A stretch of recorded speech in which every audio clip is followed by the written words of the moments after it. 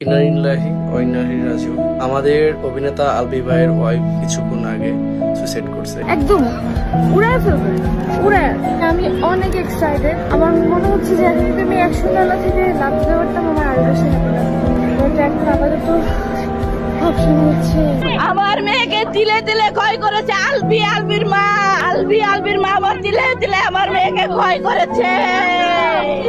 ইন্না লিল্লাহি ওয়া ইন্না ইলাইহি রাজিউন। আমাদের অভিনেতা আলভি ভাইয়ের ওয়াইফ কিছুক্ষণ আগে সুইসাইড করছে। শোবিজ অঙ্গনে শোকের কালো ছালা। তবে এটি কি কেবলই আত্মহত্যা, নাকি এর আড়ালে লুকিয়ে আছে অন্য কোনো রহস্য? ছোট পর্দার পরিচিত মুখ জাহের আলভির স্ত্রী ইকরা ইবনাত ইকরার আকস্মিক মৃত্যুতে স্তব্ধ পুরো দেশ। কেন এক নিমিষেই শেষ হয়ে গেল 14 বছরের সাজানো সংসার? সবকিছুর বিস্তারিত থাকছে আজকের এই বিশেষ প্রতিবেদনে। রাজধানীর মিরপুর ডিওএইচএসের নিজ বাসভবন থেকে উদ্ধার করা হয়েছে জনপ্রিয় অভিনেতা জাহের আলভির স্ত্রী ইকরার মরদেহ। আজ দুপুর ঠিক 1:30টার দিকে নিজের বাসায় আত্মহত্যার পথ বেছে নেন তিনি। দ্রুত তাকে হাসপাতালে নেওয়া হলেও শেষ রক্ষা হয়নি। চিকিৎসকরা তাকে মৃত ঘোষণা করেন।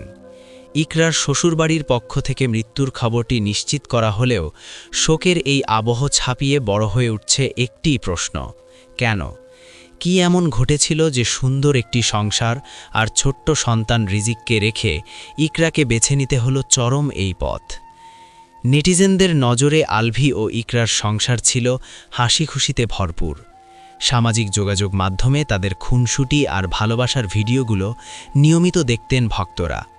কিন্তু পর্দার এই হাসি খুশি চেহারার আড়ালে কি চলছিল চরম কোনো অশান্তি? বর্তমানে অভিনেতা জাহের আলভি অবস্থান করছেন নেপালে। স্ত্রীর এই মর্মান্তিক পরিণতির কথা শোনার পর সংবাদ মাধ্যম থেকে তার সাথে যোগাযোগ করা হলে তিনি স্তব্ধ হয়ে যান।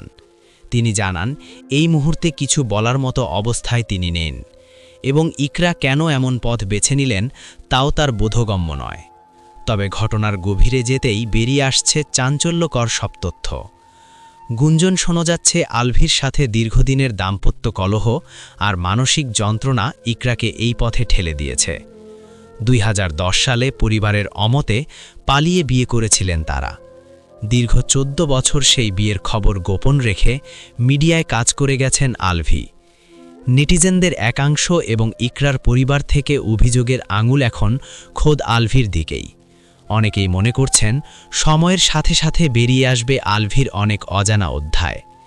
একটি সাজানো সংসার, 14 বছরের লড়াই আর ছোট্ট ছেলে রিজিক, সবকিছু ছেড়ে ইকরার এই চলে যাওয়া কি কেবলই অভিমান, নাকি এর পেছনে দায়ী অন্য কেউ?